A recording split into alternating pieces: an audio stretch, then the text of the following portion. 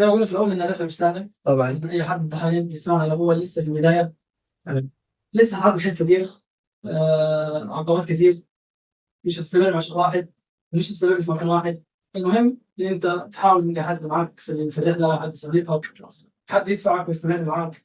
لأن الرحلة زي ما أنت شفت كده يا شيخ محمود، من الدورة الفلانية، من الدورة مش عارف الشيخ يعني هتتنقل كتير. فأنت لازم يكون عندك صبر على الموضوع ده، يعني مفيش الأشياء السهلة لا قيمة لها.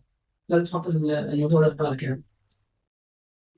شوية نصائح الناس اللي بتسمعنا ولسه في بداية القرآن الكريم ده، تمام. لسه في بداية الرحلة. أول حاجة أكثر حاجة تعينك، أول حاجة التزام بشيخ طبعا، إنك تشوف شيخ تنتظم معه. ثاني حاجة يكون لك أصدقاء في الرحلة في القرآن، إنه بحيث يعني إيه هم دا يكونوا دافع ليك. أول حاجة أنت مثلا أول ما حتحس نفسك عايز تكسر، طب ما ده حيسبقني، فأنت لا عايز تشد حيلك أكثر عشان إيه تبقى حتى على الأقل تبقوا ماشيين مع بعض. في ذلك فليتنافس المتنافسون. صحيح. برضه حتى يعني مثلا أنت ممكن هو يسأل عليك، أنت بتكون عايز تراجع، حتروح ليه هو مثلا تراجعوا مع بعض وكذا، نكون ماشيين في مستوى واحد. فالشيخ طبعا يكون معاك حد ملازم ليك، يكون رفيق يعني يكون عونا لك. دي حاجة أساسية اللي لازم يكون لك يعني.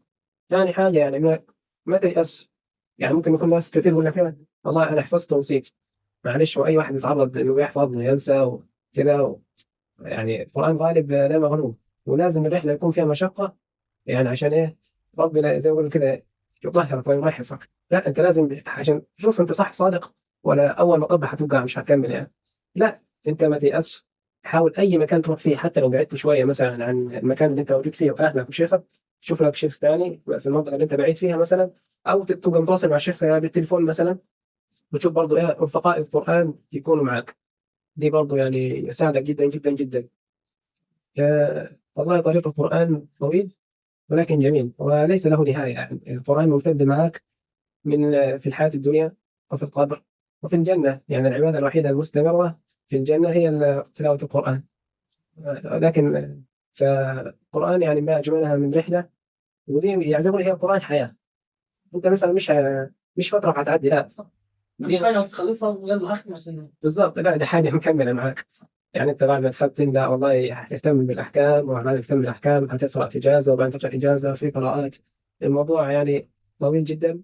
واللي حابب مثلا يخش في علوم القرآن كثيرة، مثلا اللي عايز يخش في تفسير أو كذا، طبعا ده حاجة جميلة جدا جدا.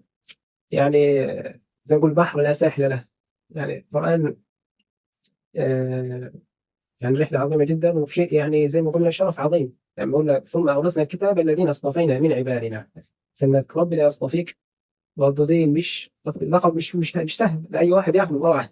عشان لا برضه إيه اللي هو ما تفتكرش إن أنا تعبت كده فكرة الدورة مثلا بس بتروح دورات. لو أنا تعبت ورحت دورة وصحيت الساعة 6، أصلا هو ربنا وفقك إن أنت تتعب. أيوه يعني فاهم، هو أصلا في الأول اختيار من ربنا مش تعب. بعدين بقى بيتبع تعبك ده بعد حاجات كتير أصلا يعني. صحيح. بس هو فكرة الدعاء طبعا طبعا مهم جدا جدا، جدا. واخلاص النية اهم من كل حاجه، من قبل كل حاجه. مظبوط.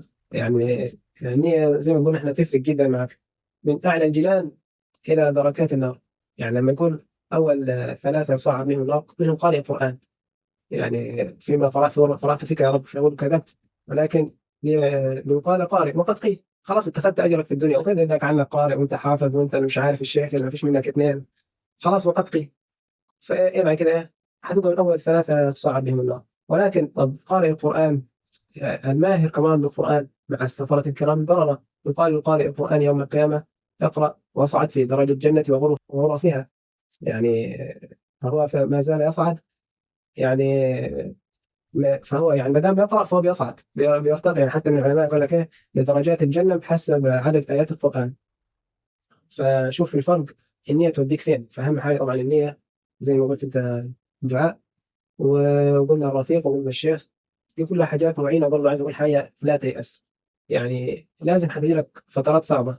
في ممكن واحد يعني إيه ياخد فترة يبعد، فنقول لا تيأس هترجع تاني. والله أيوة في الرجعة صعبة طبعا. الواحد لما تكون مثلا تحفظت ونسيت وحبيت ترجع هتحس في صعوبة ومشقة.